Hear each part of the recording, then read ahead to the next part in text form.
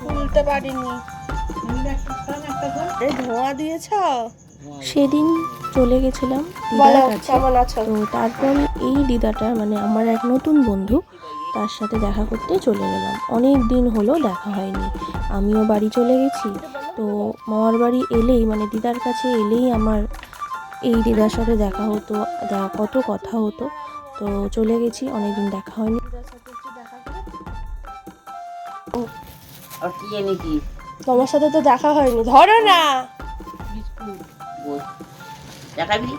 এই দিদার সাথে পুরো বন্ধুর মতো আমার দিদাও ছিল, এই দিদাও ছিল। দারুণ মজা হলো সেই সময়, খুব মজাও করছিলাম। দেখো তোমার ঝাল চানাচুর কিনা, খেয়ে নয় দেখতে বলছি। তুমি দাঁতটা ভেঙে ফেলেছো কেন?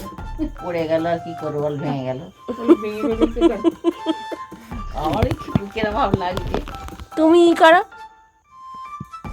ই এরকম করতে বলছে, দাঁত বার করতে বলছে।